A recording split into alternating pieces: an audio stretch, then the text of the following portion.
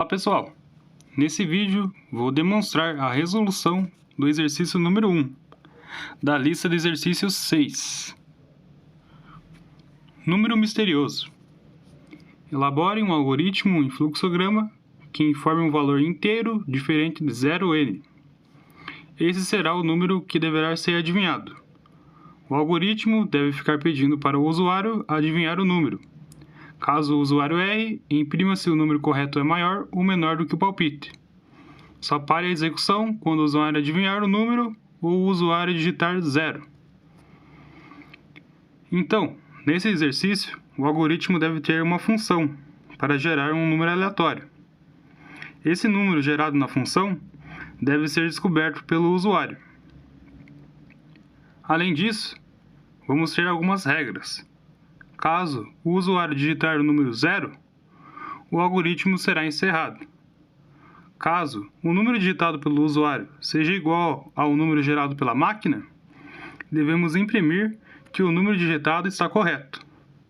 E caso o número digitado pelo usuário seja diferente de 0 e do número gerado pela máquina, devemos informar para o usuário que o número digitado é maior ou menor que o correto.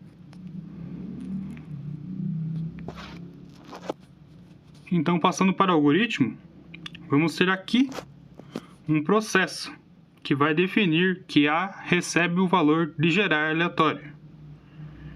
Conversando com o meu monitor, chegamos à conclusão que seria um pouco complicado de gerar um número aleatório utilizando a estrutura do fluxograma. Então decidimos perguntar ao professor, que nos informou que não seria necessário criar a lógica da geração do número aleatório. Basta apenas indicar a chamada da função e usar o seu retorno no algoritmo. Então podemos considerar aqui, nesse caso, que a função para gerar o número aleatório é uma função pré-definida. Em seguida, vamos ter o início da estrutura de repetição. Repita até n ser igual a A ou n ser igual a 0. Ou seja, todo esse processo que existe aqui dentro da estrutura de repetição, ele vai ser repetido até que n seja igual a A ou n seja igual a 0. Seguindo, vamos ter uma entrada, n, que será um número digitado pelo usuário, para tentar descobrir qual é o número gerado na função gerar aleatório. Em seguida, vamos ter uma estrutura de caso. Então, caso n seja igual a 0, vamos ter a impressão fim da execução. E caso n não seja igual a 0, ele vai seguir para a linha do false. E vamos ter essa nova estrutura de caso, onde caso n seja igual a A, vamos ter a impressão número correto.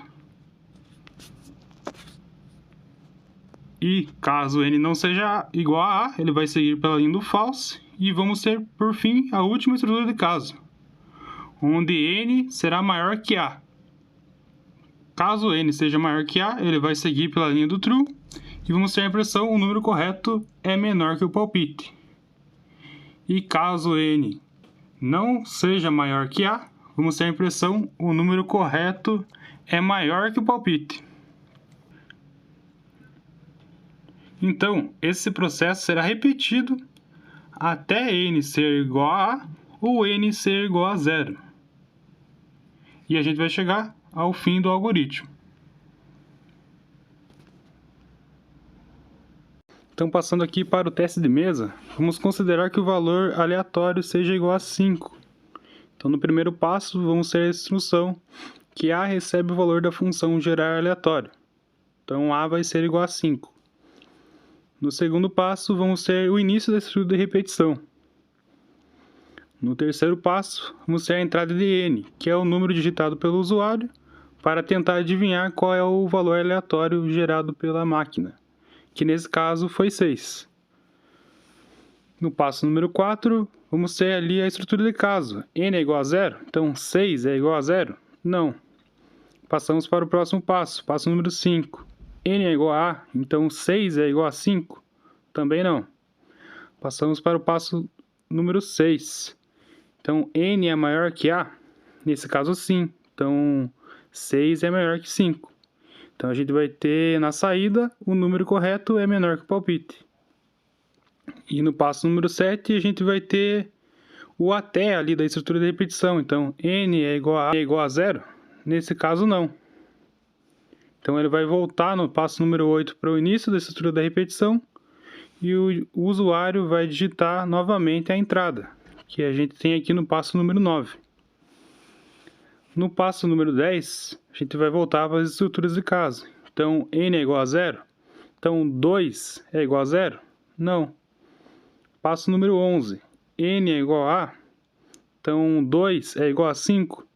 Não. No passo número 12, a gente vai ter n é maior que A?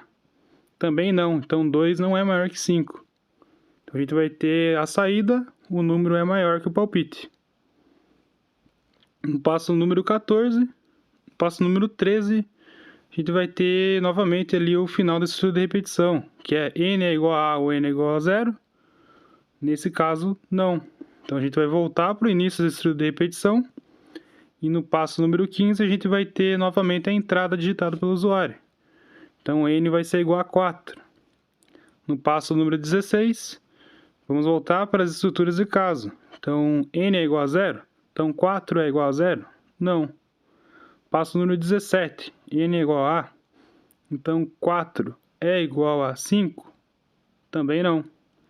Passo número 18, n é maior que A? Então, 4 é maior que 5? Não. Então, a gente vai ter a saída, o número correto é maior que o palpite. No passo número 20,